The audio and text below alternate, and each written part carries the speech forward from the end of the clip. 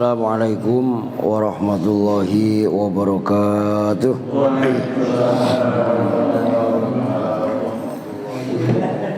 Bismillahirrahmanirrahim.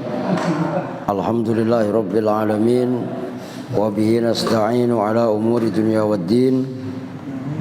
Wassalatu wassalamu ala asyrafil anbiya'i wal mursalin Sayyidina wa habibina wa syafi'ina wa maulana Muhammadin wa ala alihi wa sahbihi ajma'in, amma ba'du.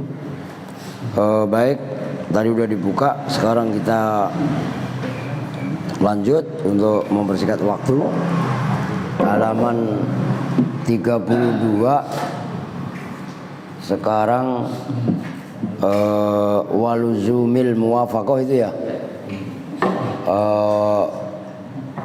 Wa'lam, tanggung itulah, saya baca dari atasnya lah. Wa'lam anna taubata la tasihhu biduni tarki zambi wan nadmi ala fi'lihi wal azmi ala alla ta'uda ilaihi ma ishda. Ketahuilah bahwasanya tobat itu tidak sah dengan tanpa meninggalkan dosa yang pernah dikerjakan ditinggal. Nah, itu syarat utama taubat. Wan nadmi ala fi'lihi, termasuk menyesal atas pernah melakukan dosa tersebut. Harus ada penyesalan. Jadi pertama tarki dzambi, itu kalau bahasa kitab lain namanya al-iqla, mencabut ke akar-akarnya dosa yang telah diperbuat. Yang kedua ada penyesalan. Dan yang ketiga wal azmi ala alla ta'uda ilaih, tekad yang kuat, berazam sekuat-kuatnya jangan sampai mengerjakan dosa yang telah diperbuat. Ntar nyeletuk lagi karena masih banyak dosa lain yang harus kita coba gitu. Lah iya kan ya. Bukan begitu pemahamannya. Nyeletuknya begitu lah kan, kacau. Nah, walid taibis shadiqi alamatun. Orang tobat yang tobatnya benar-benar tobat. Bukan tobatnya tobat sambel pedes, besok ulang lagi, ya iya kan, itu namanya tobat sambel. Nah, ada ciri-ciri diantara adalah riqqatul qalbi wa kathratul bukai. Apa maksudnya riqqatul qalbi? Hatinya lembut. Dalam arti lembut itu apabila dia diberi nasihat, ya menerima. Atau ngelihat orang-orang yang masih bergelimang dalam dosa, bukan mencaci maki, bukan mencela, enggak, sedih dia. Itu maksudnya riqqatul qalbi. Jadi ada nuansa rohani yang muncul dari dirinya. Itu riqqatul qalbi. Maka kalau orang udah tobat, bukan malah membenci, bukan malah mencela, bukan malah mencaci orang-orang yang masih berbuat dosa, didoakan. Kan begitu kan. Nah, kadang-kadang kan ada yang aneh. Dulu umpamanya ini beladut dah istilahnya. Begitu udah tobat, ngelihat orang beladut kemudian dicaci maki, bukan begitu caranya. Itu namanya mah enggak riqqatul qalbi. Gitu. Ya enggak, ya didoakan. Nah, siapa tahu dia malah bisa menjadi asbab taubatnya orang-orang yang masih bergelimang dalam dosa tersebut. Nah, ini kan sering terjadi lah fenomena-fenomena seperti itu ya. Kemudian yang berikutnya wa kasratul buka. Maksudnya kasratul buka, banyak menangis, dalam arti banyak penyesalan. Ya Allah, umpamanya umur daripada berapa ini, iya kan? Mungkin ada orang yang umurnya udah 50 tahun, Orang yang ada umur 60 tahun, bahkan ada yang kelewat sampai 70 tahun.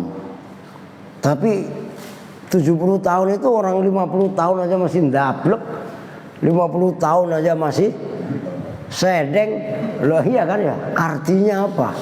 Begitu dia tobat setahun, lah itulah setahun itu yang sebenarnya kesempatan yang Allah berikan betul. Dan itu masih berterima kasih, masih bisa nangis bahwasanya Allah masih beri kesempatan, Allah masih bisa beri kesadaran kepada dirinya. Nah, di situ terletak daripada la haula wala quwata illa billahil aliyil azim. Apa maknanya la haula wala quwata? Oh ayo, la haula, tidak ada daya, iya kan ya, untuk taat kepada Allah. Jadi jangan merasa orang yang bisa ibadah itu kemudian karena kesadaran dirinya. Iya, kesadaran dirinya iya, tapi tanpa intervensi dari Rahman Rahimnya Allah itu nggak akan terwujud. Maka jangan merasa bisa. Nah, itulah haula wala quwata. Dan tidak ada kekuatan, ya kekuatan untuk maksiat kepada Allah. Semuanya illa billah. Nah disitulah sebenarnya bentuk pasrah secara keseluruhan, secara utuh. Kalau kita merasa bisa, nanti ujung-ujungnya ujub kita dengan ibadah yang kita lakukan. Maka orang kalau udah memahami dari sisi itu, oh yang terjadi malu. Nah itulah nanti akan lahir semacam dia memberikan rezekinya sekalipun itu dengan cara sembunyi-sembunyi. Kan ini kan kadar kualitas iman kan beda-beda kan. Bukan berarti yang terang-terangan nggak boleh. Yang terang-terangan boleh. Karena itu untuk memotivasi yang lain supaya bisa ikut. Nah kan begitu yang kemarin udah dibahas. Termasuk waluzumul muwafaqah, netepi tetap dalam keserasian, kesesuaian dirinya terhadap hukum-hukum dan norma-norma agama. Itu muwafaqah. Ya dia mau apa namanya, mau berkata baik karena memang berkata buruk itu dilarang oleh Allah. Jadi ada kesadaran. Itu maksudnya waluzumul muwafaqah. Kenapa orang kok pada rajin sholat? Bahkan anjurannya kalau memang kita nawa itu benar-benar seperti Sa'ad bin Musayyab, sahabat itu selama 20 tahun beliau tidak pernah mendengar azan kecuali beliau sudah ada di masjid. Artinya kan sebelum datang waktu sudah mempersiapkan diri. Nah, ini namanya luzumul muwafaqah. Kita program, kita desain diri kita memang benar-benar sesuai apa yang dimau Allah. Wah kan keren ini. Ya tapi tadi tetap semuanya itu disandarkan kita nggak bisa apa-apa tanpa ada pertolongan dari Allah. Kan Masya Allah, coba itu. Wahajru qurana isu'i wa mawatinil mukhalafah. Yang berikutnya netepi wahajru qurana isu, meninggalkan teman-teman yang buruk perilakunya. Bukan kita menjaga jarak, ya memang menjaga jarak. Takutnya kan demi solidaritas, mengatasnamakan persahabatan. Ya ini gak ada kopi, nggak ngingetin aja maksudnya. Lo kan biasanya bukan. Biasanya kalau minum kan tos gitu kan, hitam sama hitam. Kalau hitam apa bang? Bir ya. Ah ya, kan biasanya tos gitu kan. Biasanya diajak tos karena dia udah merubah yang tadinya putih, yang tadinya hitam cap meyong menjadi kopi beneran. kalau kita masih ikut seperti itu, nanti ke bawah-bawah repot. Enggak mau minum, enggak enak. Mau minum kan terjadi kontradiksi. Maka lebih baik dihindari dulu teman-teman yang seperti itu. Oh, itu maksudnya begitu. Supaya kita batasi pergaulan agar niat daripada taubatnya seseorang, kalau bahasa sekarang anak-anak sekarang hijrahnya, jadi nggak campur aduk, nggak karuan.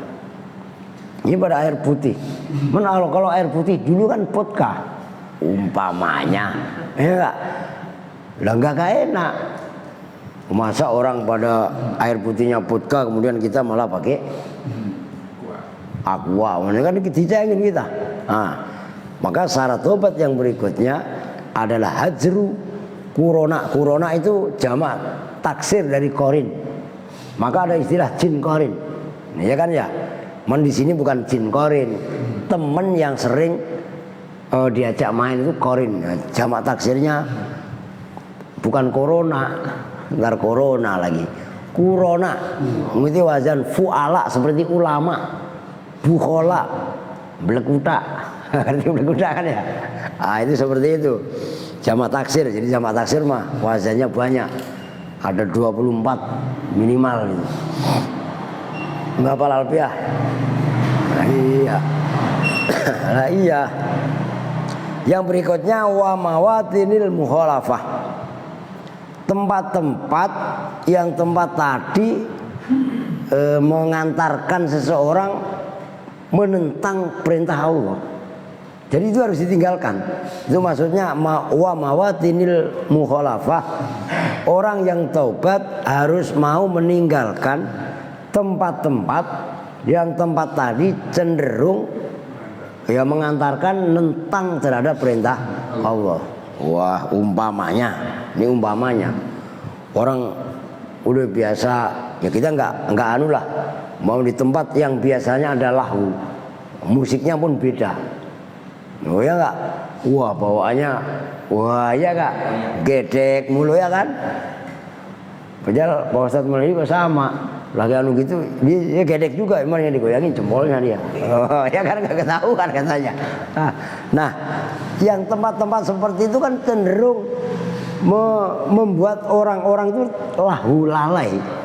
lalai daripada ingat Allah. Umpamanya ada minuman keras, ada laki-laki perempuan yang tidak muhrim tapi bergaul dengan bebas, bahkan melanggar dosa-dosa besar yang lain. Nah, hal-hal yang sifatnya mengantarkan seseorang kepada menentang perintah Allah ketika taubat itu hendaklah dihindari. Bisa diniin ya. Ya kalau sekarang aja lagi judi dilarang sama Pak polisi. Ya, iya kan? Nah kalau kita mah kan apa namanya nggak mau judi ya karena memang udah dibangun satu kesadaran dalam arti ya memang itu nggak boleh. Yas'alunaka 'anil khamri wal maisir qul fihima ismun kabiru wa manafi'u linnas wa ismuhuma akbaru min naf'ihima. Ayatnya udah jelas dan lain sebagainya lah, banyak sekali, termasuk wala taqrabuz zina. Banyak sekali dalam arti tempat-tempat yang memang mengantarkan seseorang untuk cenderung menentang terhadap perintah Allah, ya lebih baik termasuk kita bergaul. Kalau bergaul tadi malah kita terpengaruh buruk ya oleh teman-teman yang apa namanya berteman dengan kita, maka lebih baik dibatasi pergaulannya. Bukan nggak boleh, bukan. Kita masih dalam proses ya menapaki jalan untuk benar. Nah, kan gitu kan tobat kaitannya. Bukan tobat bahasa kita kapok ya nggak. Waduh, itu bocah dibilangin susah banget tobat bener. Nah, itu tobat apa itu? Tobat bahasa kan gitu kan ya. Itu kan tobat juga kan. Bukan tobat itu maksudnya. At-taubah dari taba yatubu taubatan, maknanya kapok dekok. Nah, itu kapok sampai ada dekoknya segala itu. Ya emang udah bener-bener gak mau. Nah itu taubat namanya. Oke, selanjutnya wa iyyaka wal israra wa huwa antandama summa la tatuba alal fauri. Wa iyyaka, dan takutlah siapa kamu, wal israra, pada israr. Israr itu terus menerus. Itu kalau dalam ini musirrina, al musirrin. Wa huwa, dan bermula israr, antandama antadznaba, itu bahwa kok bahasa ini ya, antadzaba, kamu berbuat dosa, sumala tatuba alal fauri, kemudian kamu tidak taubat seketika. Jadi Imam Al-Habib Abdul Al-Haddad memberi warning keras, wa iyyaka wal israr, takutlah kamu atau jagalah kamu pada israr. Apa itu israr? Kamu berbuat dosa tapi nggak mau tobat seketika, sok dan lain sebagainya. Wah, selamat datang Pak Kiai. Masya Allah. Wah, iya. Wah, sembarangan. Lah iya kan? Wal wajib ala kulli mukmin ayah tariza minal ma'asi saghairiha wa kabairiha. Idealnya, maksudnya wajib itu kalau bahasa terjemahan bebasnya, idealnya wajib atas setiap mukmin untuk bisa menjaga dari semua maksiat. Cuma kan sulit, kan gitu kan. Baik maksiat tadi yang kecil ataupun yang kabair. Saghair itu yang kecil, kabair itu yang besar. Lu awas lu. Ini sebentar lagi 2024. Oh. Maksiatnya was. Itu bisa maksiat hati, wah kejam sekali. Nanti saling menjegal, saling menjatuhkan, saling menfitnah, ya kan? Nah, ya padahal apa namanya? Itu udah rutinitas sebenarnya. Yang kayak kemarin itu yang bahaya sebenarnya. 2019 itu. Lah iya kan? Wah, sampai boleh dibilang bangsa kita terbelah. Kan gitu. Oh, ini luar biasa. Untuk 2024 jangan sampai itu terulang kembali. Karena itu adalah sakit yang mendera bangsa ini luar biasa. Obatnya susah sekali. Kebencian sampai keluar bahasa binatang itu kan, antara kampret dengan cebong. Iya kan? Lu masih inget gak? Loh, itu gak sehat sebenarnya. Termasuk Pak Jami ingat Pak? Pak Jami ingat. Iya Ustaz, kadal gurun. Ah iya. Lah iya. Oh iya kadrun ya. Kadal gurun ya. Oh, itu kan juga sama tuh istilahnya. Jangan diiniin. Itu kan efeknya dalam arti luar biasa ke masyarakat itu. Kama yahtarizu minan niron al muhriqah wal miyahil mughriqah wasumum al qatilah.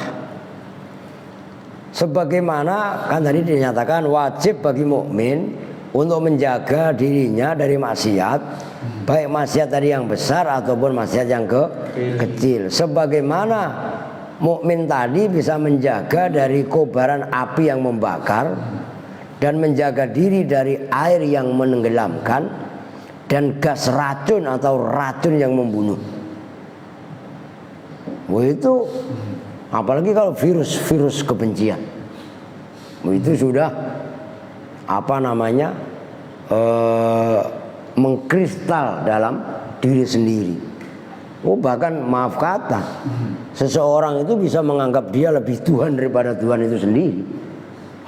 Lah iya kan? Lah kok bisa begitu? Lah buktinya aja lah, mohon maaf lah kita aja lah kesering ke bawah. Kita ngelihat anjing, lihat babi. Saya muslim. Anjing makan, babi makan. Lu iya apa enggak? Iya. Lah ya kan emang anjing makan, babi kok makan. Ah. Lah iya kan? Yang larang siapa? Saya muslim. Anjing makan, babi juga makan. Lah orang kan kadang-kadang melihat anjing aja ditimbukin, dilemparin. Katanya anjing itu najis. Padahal anjing itu salah kagak, dosa kagak. Salahnya anjing apa? Belum maaf loh. Artinya kan seseorang itu beragama tapi wilayah keagamanya melebihi wilayah Tuhan. Loh, orang Allah sendiri kok menciptakan anjing, Allah sendiri menciptakan babi. Lantas kenapa ada anjing yang tidak ganggu kita kemudian dipeledokin? Hanya pemahaman fikih yang sempit karena katanya anjing sama babi itu najis. Monggo nggak usah jauh-jauh lah. Najis mah di perut kita kok najis mulu, kita gotong sono kemari. Lu iya apa enggak? Lu iya kan? Nah, kita enggak sadar itu. Bahkan apa namanya? Jangan-jangan yang anjing atau babi itu justru malah hati dan pikiran kita sendiri. Lu kan begitu kan? Sebenarnya kalau kita mau keras ke dalam arti kita mengkritisi, bukan kritis keluar, tapi kita kritis ke dalam. Ini ya yang dari awal sudah saya sampaikan. Orang itu kalau ngkritik keluar mungkin wah dos nunjuknya. Tapi coba ngkritisi diri sendiri, menelanjangi diri sendiri di hadapan yang maha kuasa. Coba sambil sholat tahajud deh, nggak usah sholat tahajud, ini sholat witir aja serakaat dah. Mencoba setelah baca Al-Fatihah, baca Qur'annya disimak, dijiwai yang benar-benar. Udah baca kulhu aja nggak mengapa 3 kali, tapi memang dijiwai dengan hati nurani yang benar. Setelah itu duduk tafakur, merenung dari pagi sampai siang sampai sore sampai malam lagi. Apa yang telah kita perbuat? Apakah kebanyakan maksiat? Apakah kebanyakan taat? Nah, terus setelah sehari, coba seminggu.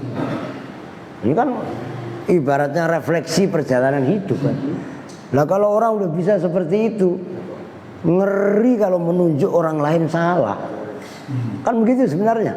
Lah itulah refleksi. Loh, nanti akan dihisap loh. Apa yang kita tuduhkan, apa yang kita tunjuk ke orang lain, sementara ke diri sendiri itu nggak berani kita menunjuk, itu nanti akan diperhitungkan oleh yang maha kuasa. Jangan seenaknya, kan begitu. Oke. Kemudian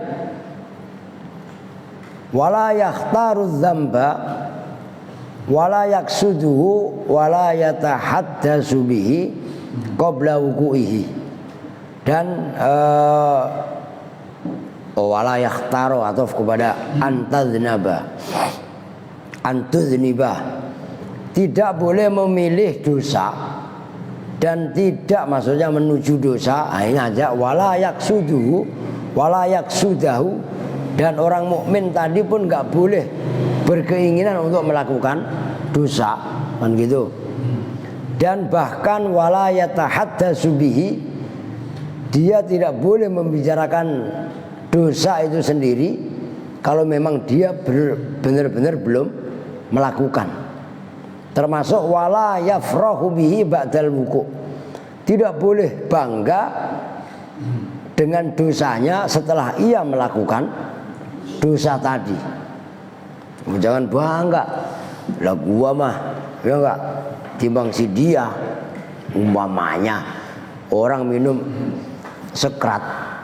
Ini dulu ada Bang Pak Ustadz Mul, ini notanya Pak Jawing.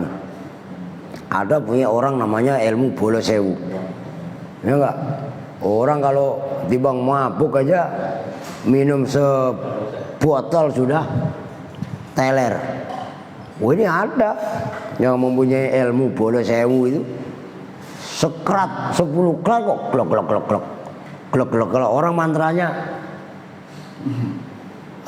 kulut ta'ami wa kulul asribati fi bahrillah. Wah ini ngopi Pak. Buka dulu lah biar adem. Semua yang ada, baik makanan, minuman, semuanya ada dalam lautannya Allah. Biar kata minum sebanyak nggak mabuk dia.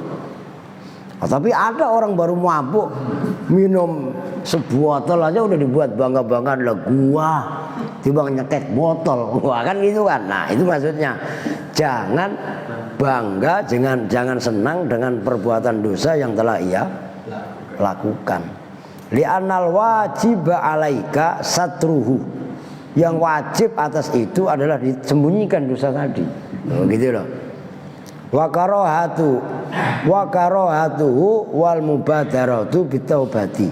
Dan benci dosa tadi dan segera taubat fil hali dalam seketika. Jadi harus seperti itu. Andaikan seseorang telah melakukan melakukan dosa, dia kok mau tobat, udah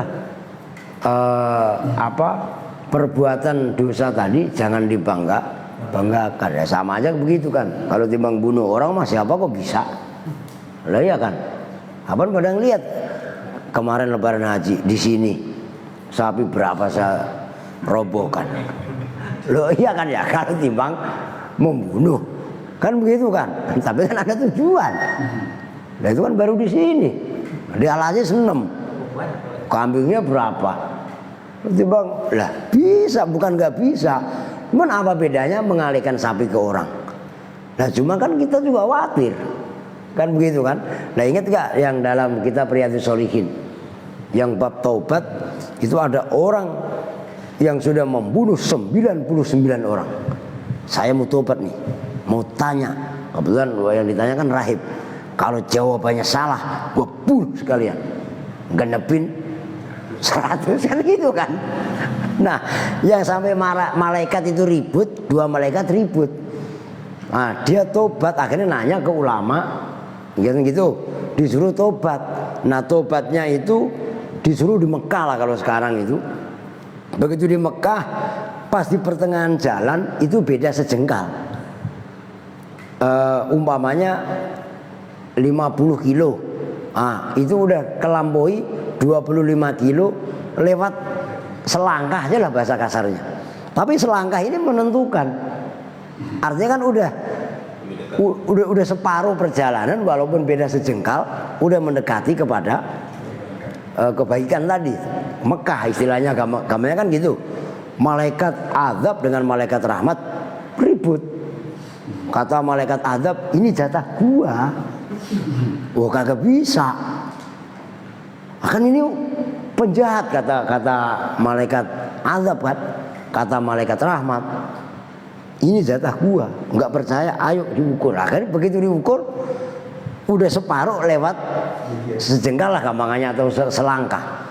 Tuh, udah deket kepada kebenaran. Loh kan keren juga sebenarnya kan. Nah, inilah yang harusnya buat motivasi kita.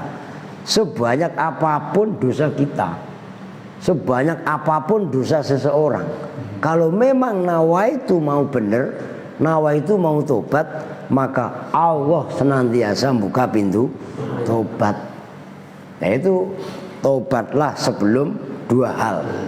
Pertama sebelum sekarat, yang kedua sebelum matahari terbit dari barat. Kan itu di dalam bahasa Indonesia juga dinyanyikan. Andaikan matahari terbit dari barat. Itu ada hadisnya, bukan orang ngarang, bener emang. Loh gitu loh. Bisa di ini ya. Oke. Yang berikutnya, wa 'alaika bitasdidit taubati fi kulli hinin fa innadz dzunuba katsiratun. Wajib atas kamu dengan memperbaharui tobat. Makanya habis sholat itu kan dianjurkan untuk istighfar. Kalau orang yang baru-baru kan nggak hafal, akhirnya dipimpin sama imam, astaghfirullahal azim. Terserah, alladzi la ilaha illa huwal hayyul qayyum wa atubu ilaihi, boleh. li wali-walidayya pun boleh terserah gitu loh. Istighfar yang benar astagfirullah, jangan setakbirullah. Apa itu setakbirullah? Ya, memang kadang-kadang kan begitu. Oh, yang penting matinya lah, ya makanya benar gitu loh. Nah, itu atau ya banyak sekali lah. Rabbi firli wali walidayya itu pun sama, itu istighfar juga. Orang istighfar itu jadi kata-kata, kalau bahasa Indonesianya gapura, gofaro. Bahasa Arabnya gofaro. Kalau bahasa Indonesianya gapura, maka dulu masjid itu selalu ada gapura. Tujuannya apa? Itu pintu pengampunan. Lah, oh bulat kan gitu kan ya. Loh, wah, bagaimana lah iya. Pintu untuk ampunan, untuk orang untuk bertaubat. Sebenarnya kan, lah iya gapura, akhirnya kan gitu kan. Sedangkan keren sebenarnya. Maka di sini loh, penting juga memasukkan nilai-nilai budaya. Karena budaya itu adalah merupakan kearifan lokal ya.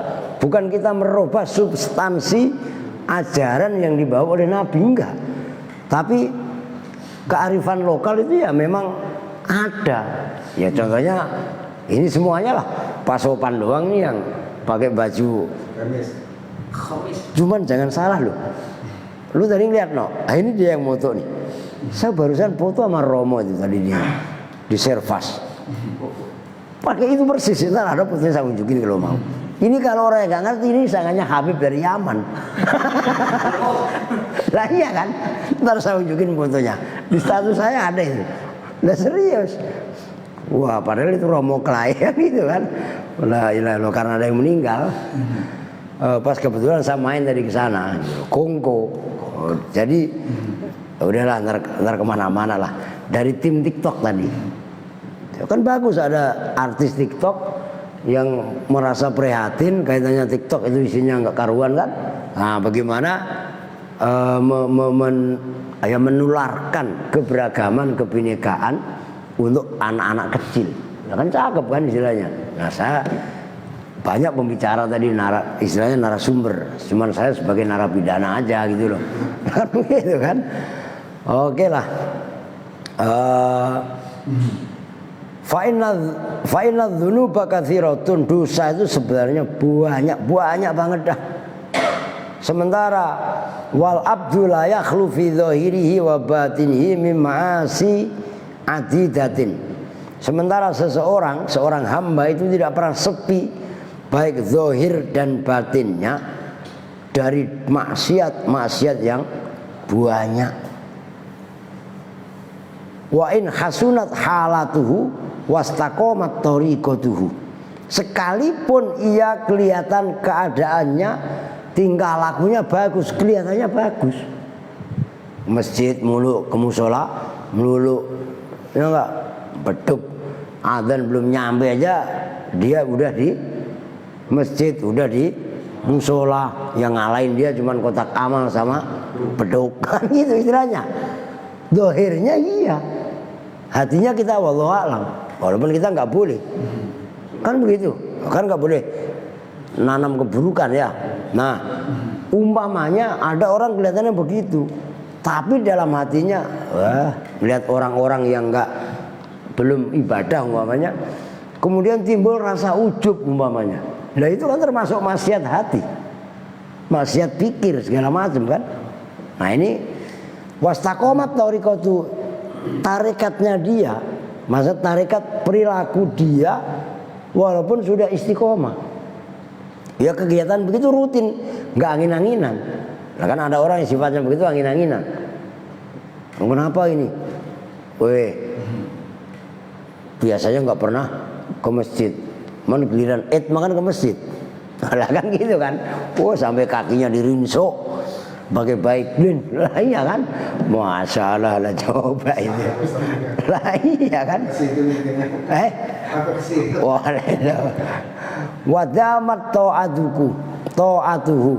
Dan walaupun taatnya dia itu rutin, tetap yang namanya manusia tidak lepas dari maksiat ataupun dosa, baik dohirnya ataupun batinnya. Ini yang waduh.